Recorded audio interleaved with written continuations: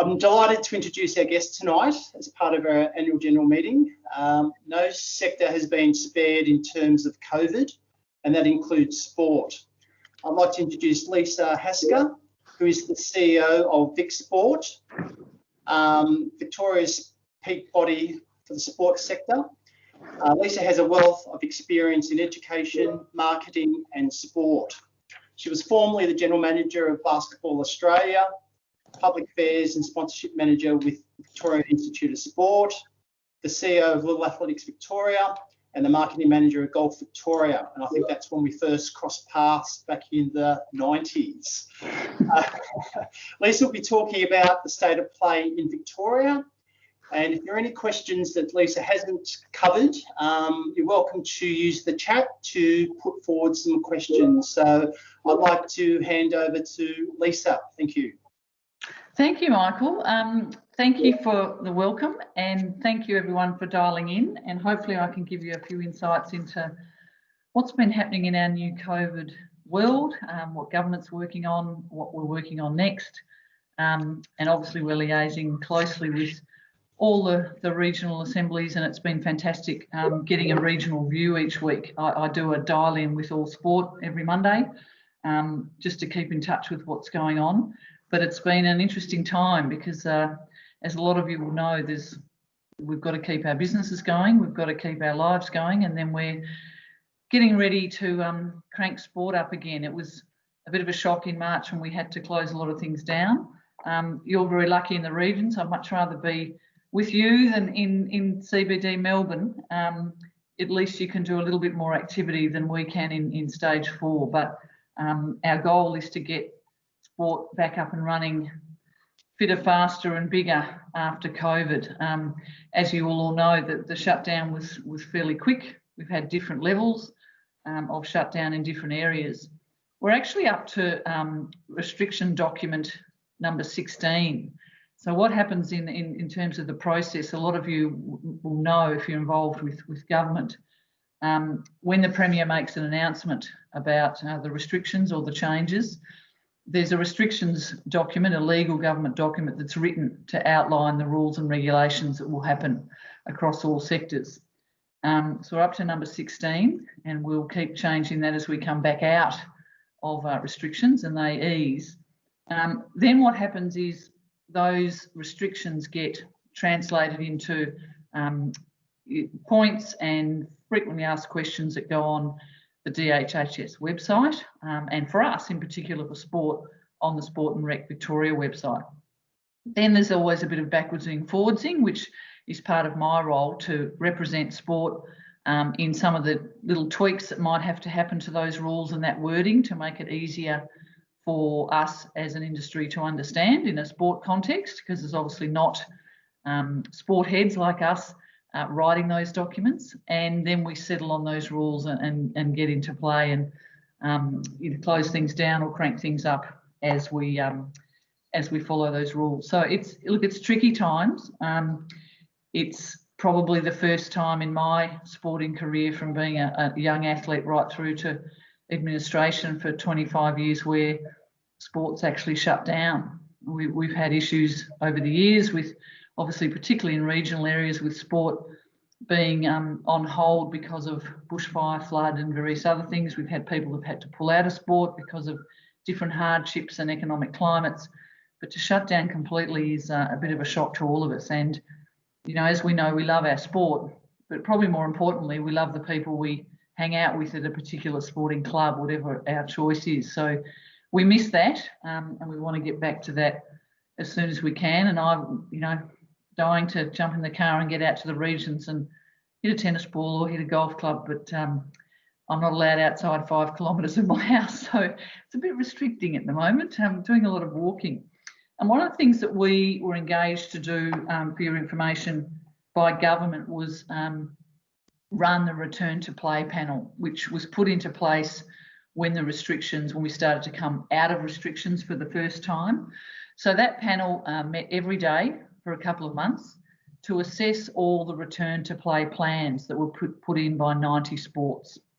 So the Basketball Victorias, the Croquet Victorias, the paragliding Victorias, every sport needed to put in a plan for how they were going to cope with the restrictions and abide by the rules in their particular sport. And at that time, that was against restriction document number 10. So all sports have got a plan, and clubs and associations are working to that plan of their state sporting organisation. And we'll still work to that plan as we come out of these heavy restrictions, and we'll be guiding sport and working with teams like Southwest Sport to make sure that as clubs you're looked after, and it'll be the same kind of process. Unfortunately, at this time, we don't know exactly what the process will be, what the restrictions will relax to, what stages coming out of restrictions will look like. You know, will stage 3 in the metro area look like it was before? Will stage 2 in a regional area look like it was previously? We just don't know. I don't even think government knows at this point. They're led by the numbers and the data and making the decisions on that. So it's a complicated process. What we're doing at the moment is trying to influence government to understand that sport is a responsible industry, that there's many sports that we can play quite safely in a COVID environment and be socially distanced, and make sure that we make sure that health understands that sport in many different ways and many different sports can come back quite quickly, because obviously we're keen to get back to play, and we're keen to make sure clubs remain viable. So that's really important. And the other things that we're doing with government is working closely with councils, because obviously councils are looking after and fantastically provide most of our facilities across sport in Victoria. So liaising with them to make sure that we're on the same page with regards to the rules when they come out. The other group that we're liaising with and wanting to have a tighter relationship with is the Department of Education. So obviously a lot of the facilities we use in different sports are school facilities. We want to make sure that that kind of transition back into schools is as smooth as possible when we're allowed to do that. So it's been interesting. The other thing that we're influencing and working and talking a lot to our Community Sports Minister, the Honourable Ros Spence, is talking about more funding for sport. We had a first round of funding for clubs, associations, leagues and state sporting organisations, and that was about recovery, well, about survival. The next round of funding was meant to be recovery and getting your members back, but given that our tight restrictions have extended for a longer period of time, the second round of funding, if it's possible, if the Minister's successful in getting some more funding out of Treasury, which she's certainly working hard to do, it might still be around survival depending on how long we're locked down for. But also it's, Ros is very understanding about how sport works, the importance of the community connectedness of sport and the opportunities that sport provides the community. So pitching that in to help out more and see if we can support sport in coming out of COVID is really important. And that'll be most of the work in making sure that we lessen the burden of a kind of COVID environment and keeping the hygiene up and all the rules intact, and make sure that we're providing support for that. The next steps, as I said, we're not quite sure what they are. I'm hoping that all of the stuff that we're doing is working and the numbers keep dropping, and then we'll have a chance to move into a lesser restricted phase and move back to some sport in a big way. So we got close. We were back doing lots of things. We got really close to being back to kind of full contact training and sport. And hopefully this time we'll go forward. Other states are back. I liaise with my counterparts in the other states a lot. We dial in and talk to each other every week. They're having great success in being back, in being safe. Once the volunteers have got the rules in place and the COVID plans in place, they're finding it easy to do that. People are working with them on that. And they're finding that people are coming back to sport in really good numbers. They're not up to 100% from the year before quite yet. Some people are a little bit nervous or can't return because of potentially financial reasons after COVID, but they're finding the numbers really strong, which is really encouraging, because obviously we all want people back to sport as quickly as possible for a lot of reasons. I think that's probably covers most of it, Michael. The questions, do you want me to hit some of the questions I've missed, or do you want to ask them to me? How do you want to play it? Yeah, look, I can just ask a few questions so that the audience can hear what the questions are, but you have covered quite a few, and if any people have any questions, we can put them in chat. I guess the first one is really about trends in participation. We'd already been seeing people moving towards active recreation away from sport. What sort of impact do you think COVID's going to have on that trend? Is it going to exacerbate it or slow it down, in your opinion? Yeah, look, it's interesting. I think one of the silver linings of COVID, if you can find some, it's not always easy, but is that we've been doing a lot of work with sport and about doing sport differently. There's a lot of work that we've been doing in relation with Vic Health and so have you guys in terms of being innovative about what sports are offering, different membership types, different times, different types of products across various sports. And I think probably people will be leaning towards that even more. It might be that a lot of people don't want to come back to the normal. They want to come back to something different. And as a sports industry, we need to offer that. We need to be a bit more flexible. It might be that people don't want to come as often, or they want to, consume their sport differently. So that might be netball in a different way, like rock-up netball. It might be that they want to do more active recreation instead of formal sport. It'll be interesting to see, what happens after this. But there is an opportunity for us to be innovative and offer something different and get people back and potentially get some new groups of people back that haven't tried our sports before.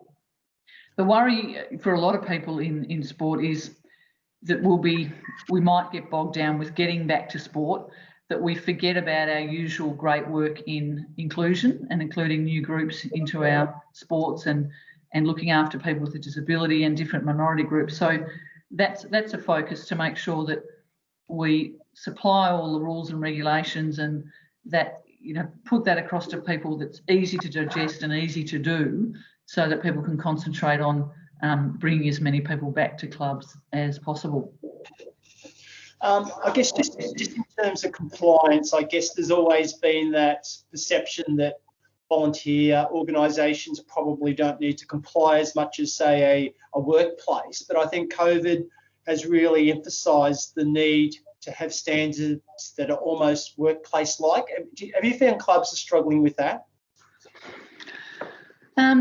We've had a bit of anecdotal evidence it takes a while to get up and running, but on the other side, my counterparts in other states have said that they've actually moved back into sport and the rules and the regulations, as you refer to, Michael, quite easily.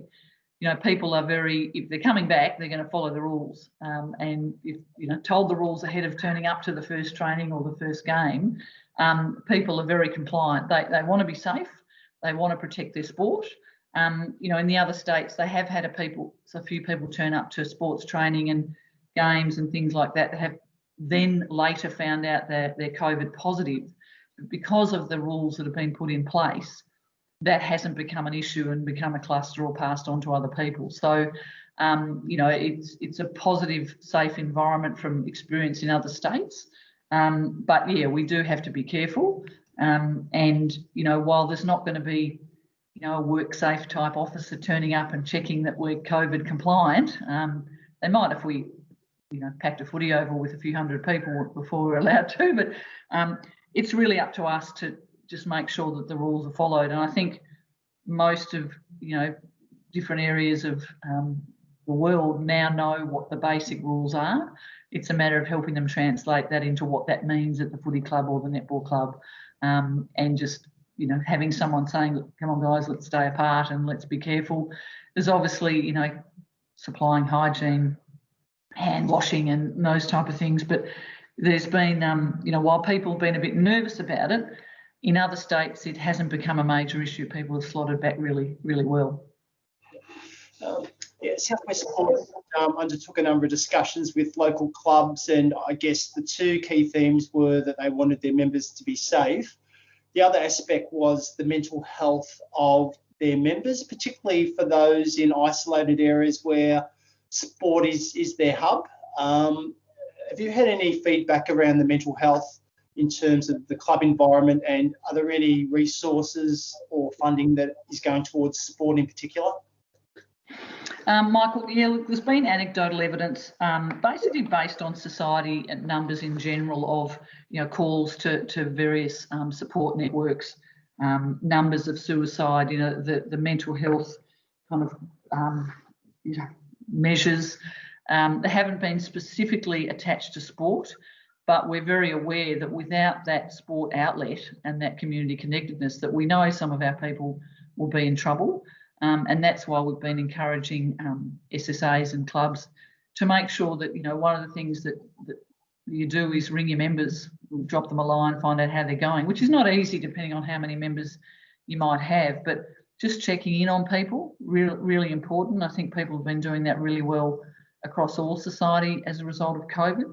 There's a lot of work going on behind the scenes, particularly with Vic Health, around how can we support people in clubland with mental health. What can we provide that's not going to be an extra burden to club volunteers and committees, but then gives them a resource that they can suggest to people? And there's a lot of great platforms, great organisations, great helplines.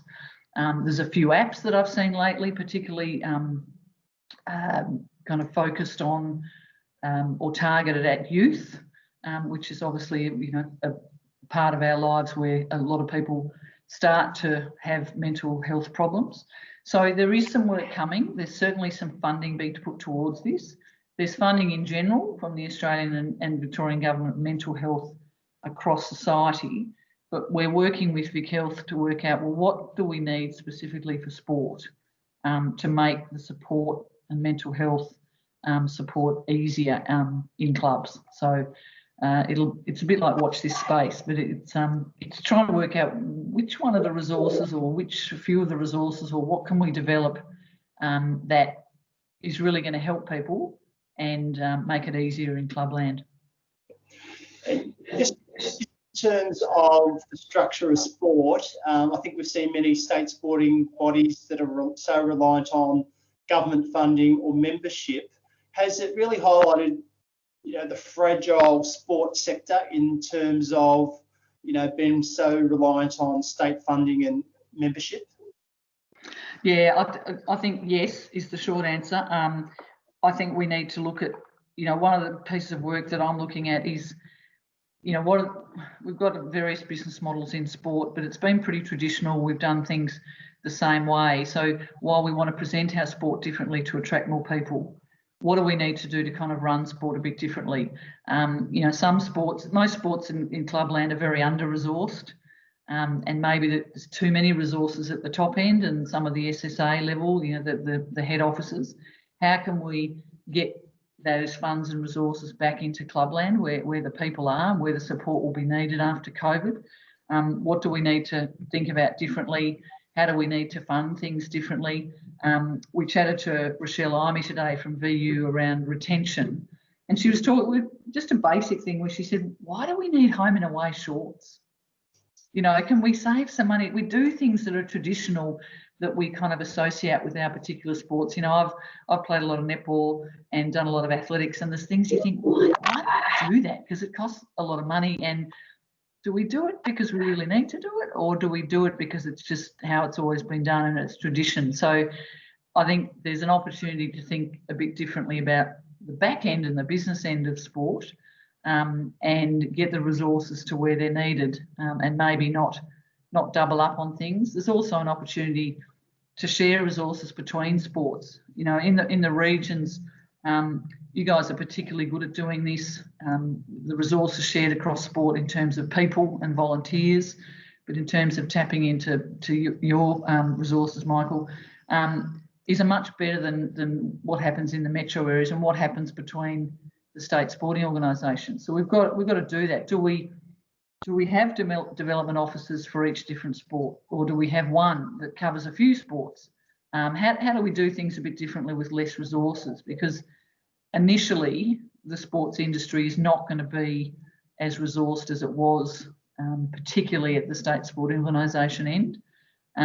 So we need a bit of time and to do things differently to get us back on track, and then build from there. Yep. What other support have the sports been looking for? Obviously, survival is critical, so funding is important. But are there any other things that the sports sector have said? Look, this is what we need, and this is what we need Vicsport to advocate for. One of the big things is a lot of sports clubs that are affiliates of state sporting organisations and NSOs are private operators that can't tap into government funding. So, for instance, squash clubs, 10-pin, calisthenics, gymnastics in particular, where a lot of those affiliated clubs are run by private operators that at the moment, with no cash flow, and some who haven't been able to negotiate rent relief and different things, and still got to pay the bills, are having a really tough time, as we would understand, like a lot of other businesses. So one of the things we're wanting to work with government on is, if a sports club is affiliated and following the rules of that SSA and supported by the right people and looking after members, and they're in the system for that sport, could they be able to tap into funding? Do they have to change their status, or can they tap into funding now? Because that's not just a question around COVID time. That's a question that will linger on forever. So that's one big thing. The other thing is mostly the translation of the restriction documents and making sure that sport is heard in things that are not quite right in that way, and get that done pretty quickly. And the other thing is, at a federal level, so we're tapping into Sport Australia and my counterparts around the states to talk about, well, what is the data in sport? What data do we have about what's happening now in COVID, what's going to happen after? How do we need to, where does the funding need to go? Is the funding going in the right place? Is too much funding going to elite and not enough to community? Probably. So trying to reuse COVID kind of as an excuse to get the senior decision makers around funding and structure to think a bit differently and use the data for decision making. So what data don't we have? We could get it, but let's move on that and not wait until another pandemic in 100 years. Let's get it right now. Yep. Just two questions. The first one's just about the investment in facilities. Do you think there'll be a rebalancing and more money back into participation, as opposed to the focus on facilities where politicians can cut ribbons? Yes, Michael, we've known each other for far too long. We know. Yeah, look, that's an issue, and it's been interesting because after Mackenzie Gate, as I call it, where there were some issues around who got funded and those type of things, which is still lingering on. I was worried that facility funding might drop off completely, because we need good facilities, because they look after and attract our people to our sports, and they're safer, all those things. But we also need a lot of money pumped into community participation, and this is where Sport Australia had a bit of a dabble in that area in the last few years, which was a bit different to their usual mode in terms of only supporting elite sport. So we're hoping that will continue. So there's some federal money coming down to all of us in the States as well, but also a focus with a new minister in Ros Spence about, making sure that the money continues to flow and that builds, so that we can continue to attract people into community sport for all the reasons that she's advocating for, in that community connectedness, and particularly in regional smaller areas where sport is the social fabric of the town, and in city areas where a lot of people are isolated but in a different way, it's the only community they've got. So there's a lot of work going on to pump that up, because just getting people to recognise that the community sport is the massive part of sport. The elite, while the money's there and we're heading for Tokyo and those things, the elite, the numbers in elite is quite small. We really want to make sure that the base is supported really well. And just finally, just in relation to clubs that might be in recess, or partial shutdown, what do you think they should be spending their time on other than having a bit of a break? Well, look, a break is good. Like in my volunteer life, I'm an athletics coach, and I must admit it's been quite nice to not stand out in the hail every Sunday morning for winter training. So, while now I'm edging to get back, it has been quite nice to have a few weeks off. I think for a lot of clubs that have been in contact with us, it's been a chance to have a little bit more time to get the kind of back end of the business settled. So what policies don't you have? How can you tap into Southwest Sport to get some support on your child safe policies? How's your governance looking? Have you got a plan for the new board members that might come up? Are you attracting different people to your board? Is there a group in your community that you haven't seen in your sport yet, and how could you have a plan to talk to them and introduce them to your sport? So it's really, all those things that we never get a chance to do because we're so busy just with week-to-week competition, which is, all-encompassing usually.